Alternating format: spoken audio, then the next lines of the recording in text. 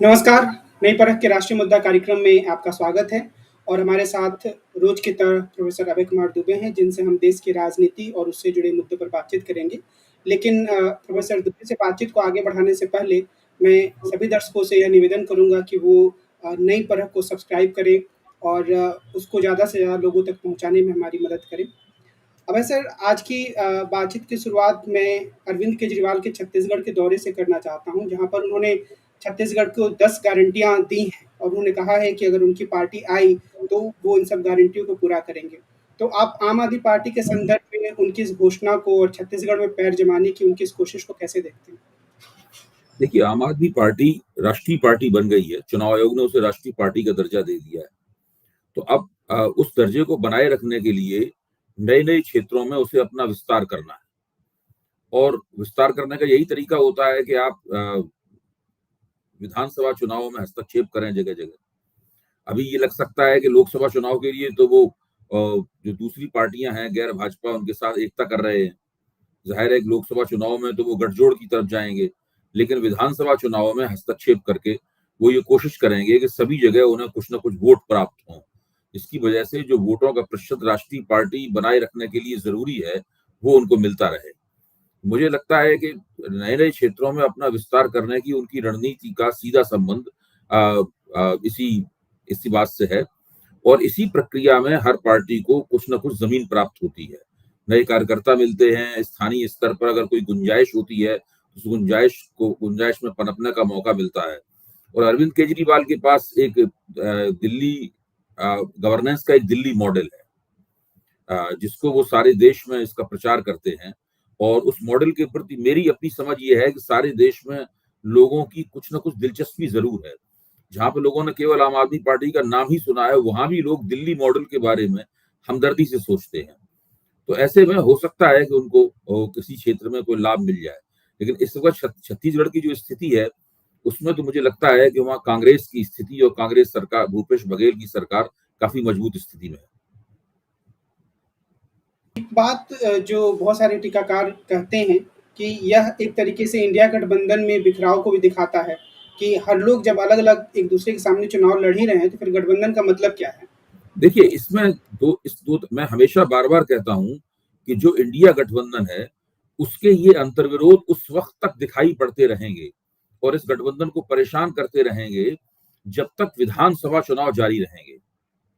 जिस क्षण विधानसभा चुनाव समाप्त हुए, उसी क्षण लोकसभा की राजनीति और विधानसभा की राजनीति में दिखने वाला टकराव समाप्त हो जाएगा। आज तेलंगाना के नेता के चंद्रशेखर राव इस गठबंधन में क्यों नहीं है? क्योंकि तेलंगाना में चुनाव होने वाला है, वहाँ पे कांग्रेस उनकी मुख्य प्रतिद्वंदी है।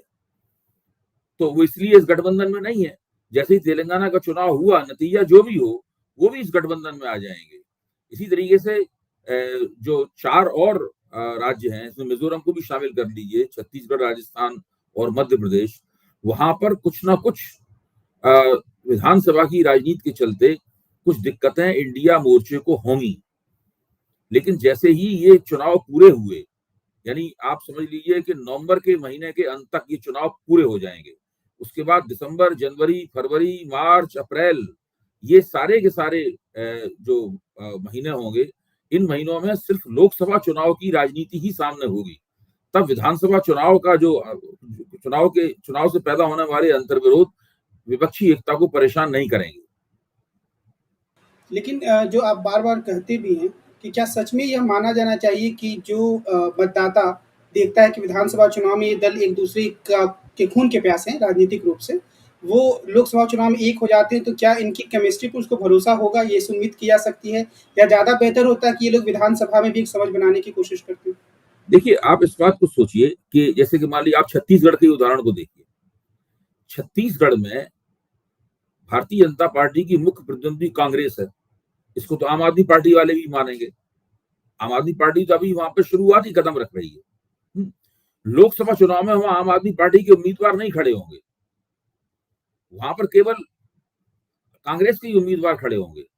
तो वहाँ पर चुनौती कांग्रेस के सामने होगी कि वो भाजपा को करारी टक्कर दे।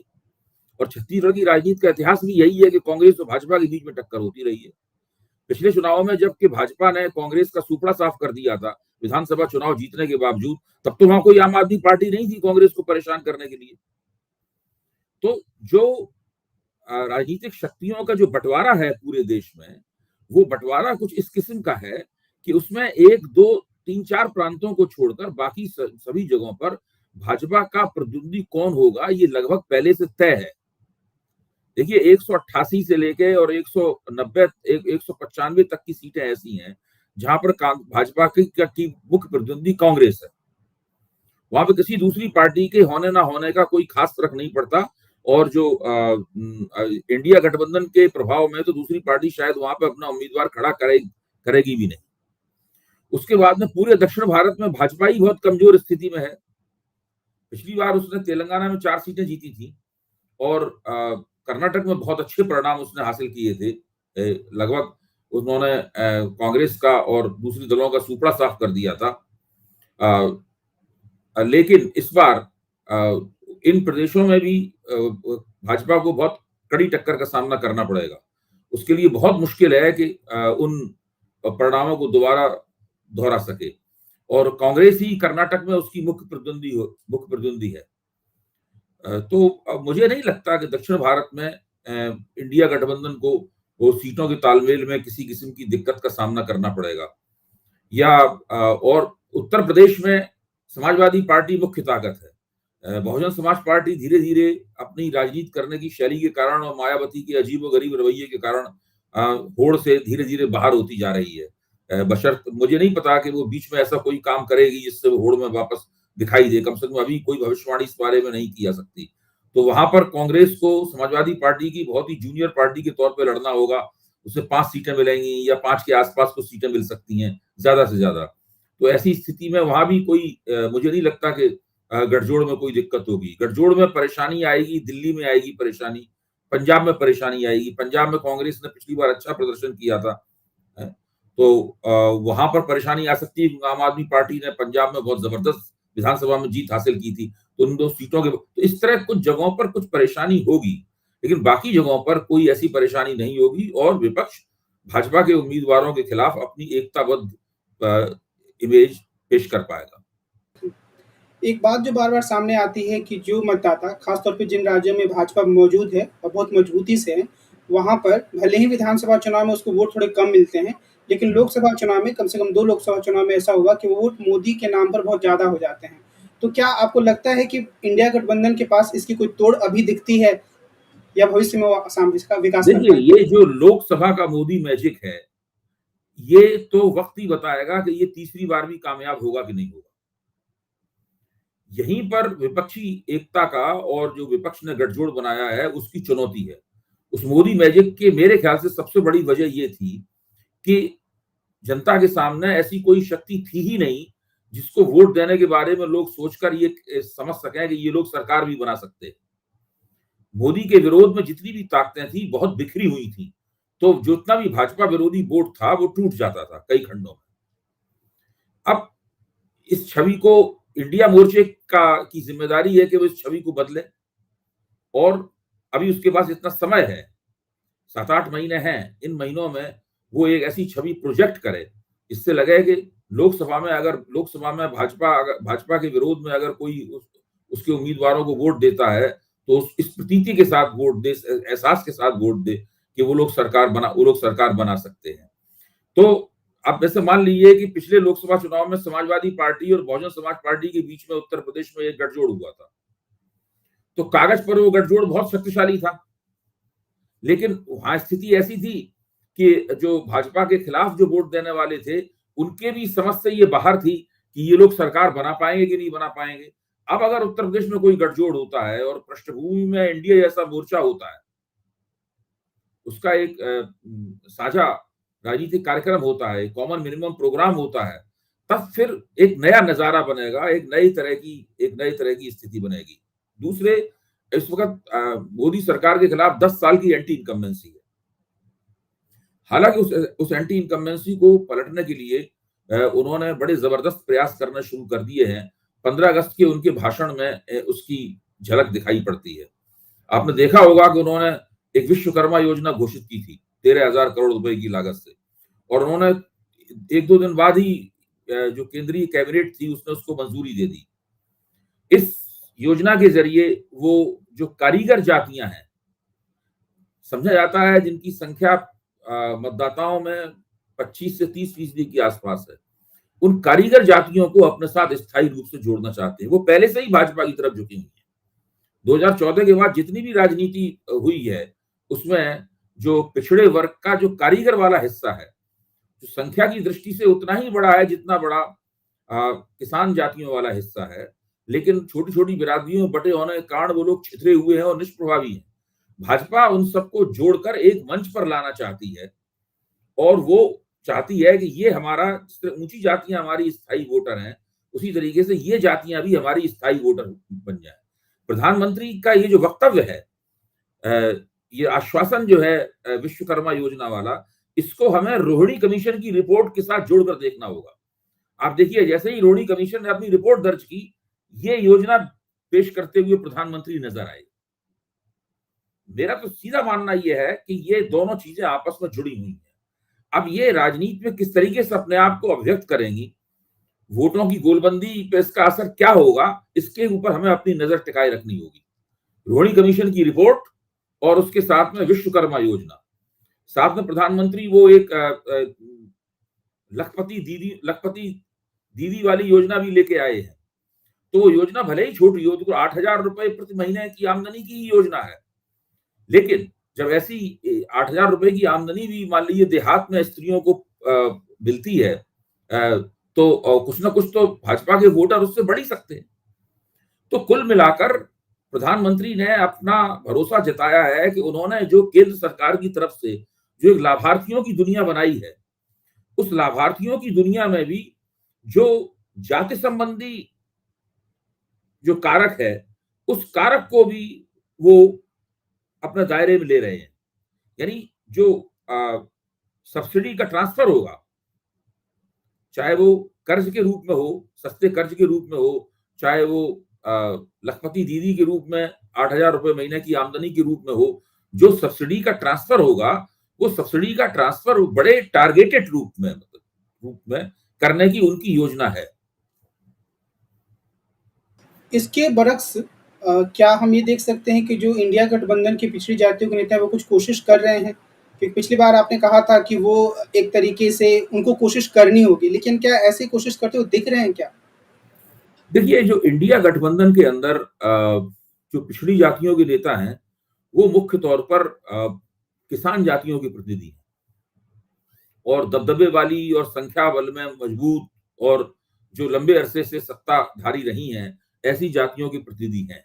जब इन जातियों के हाथ में सत्ता होती है, तो वो कम से कम मुझे नहीं लगता कि वो जो ये कारीगर जातियां हैं, इनको अपने साथ लेने की कभी कोई कोशिश करते हो। अनिल कुमार वर्मा ने 2017 के चुनाव का विश्लेषण करते हुए एक इलेक्टोरल इम्पैक्ट फैक्टर तैयार किया था।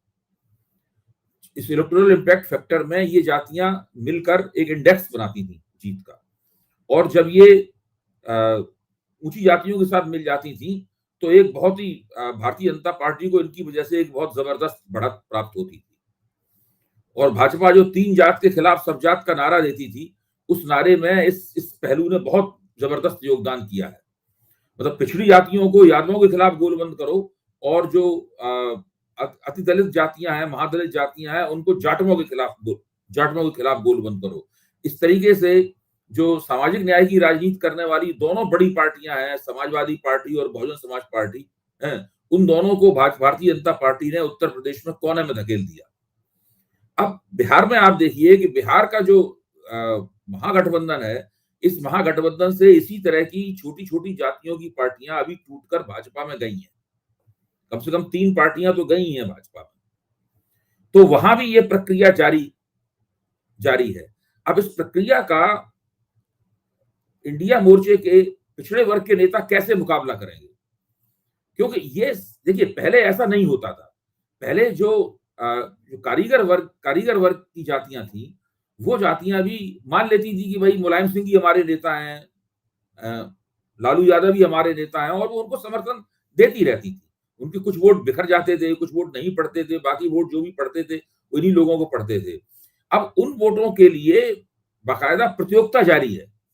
नीतीश कुमार के प्रति इन जातियों के वोटरों के मन में काफ़ी हमदर्दी रही है। और लेकिन जब से वो इनके साथ जुड़े हैं, तेजस्वी यादव के साथ जुड़े हैं और तेजस्वी यादव को अपना उत्तराधिकारी उन्होंने घोषित किया है, तब से इस मसले में थोड़ी समस्या पैदा हो गई है और वो जातियां अब नीतीश कुमार को उस निगाह से न देखकर भारतीय जनता पार्टी में अपना रास्ता अपना मुकाम तलाश करने की कोशिश कर रही हैं। आज इंडियन एक्सप्रेस में एक इसमें खबर एक और व्याख्या है इसकी, ये जो बहुत छोटी जातियां हैं, जो कुल मिला दिया है आपस में तो बहुत बड़ी संख्या बन जाती है। इन लोगों को लगता है कि जो जाति आधारित सामाजिक न्याय की पार्टियां हैं, इनसे हमारा काम नहीं चलेगा। हमें कुल मिलाकर जो किसी एक जाति की पार्टी नहीं है, एक ऐसी राष्ट्रीय पार्टी जैसे कांग्रेस है, कांग्रेस भी इसी तरह की पार्टी है, भाजपा भी इसी तरह की पार्टी है, वो किसी एक बिरादरी की पार्टियां नहीं है। ये मैं समझता हूँ आम आदमी पार्टी भी इसी तरह की पार्टी है, जो किसी एक बिरादरी की पार्टी नहीं है। तो इस प्रकार की जो कारीगर जातियां हैं, वो ऐसी पार्टी को ज्यादा पसंद करने लगी हैं जो कि एक बिरादरी की पार्टी नहीं। अभी चूंकि भाजपा सत्ता में है और भाजपा का बड़ा प्रभुत्व है, बहुत दबदबा है भाजपा का राजनीति के ऊपर, तो ज्यादा रुझान भाजपा को पसंद करने की तरफ होता है। अगर भाजपा का रुझान थोड़ा कम हो तो फिर इन जातियों को आम आदमी पार्टी और कांग्रेस भी अपनी तरफ खींचने की कोशिश कर सकती है। आज इंडियन एक्सप्रेस में एक खबर, छोटी सी खबर है कि जो गुजरात विधानसभा के चुनाव हुए थे, उसमें भारतीय जनता पार्टी ने 209 करोड़ रुपए खर्च किए, कांग्रेस ने 103 करोड़ रुपए खर्च किए और आम आदमी पार्टी ने तकरीबन 33 करोड़ रुपए खर्च किए।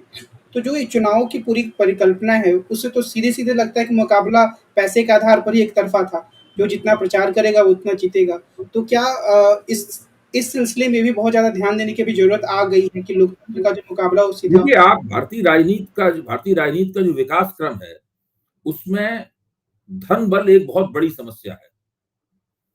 मैं समझता हूँ भ्रष्टाचार, ये इस धन बल के खिलाफ जयप्रकाश नारायण ने 1974 में जो मुहिम चलाई थी, उस मुहिम काफी हद तक इस धन बल के खिलाफ भी थी।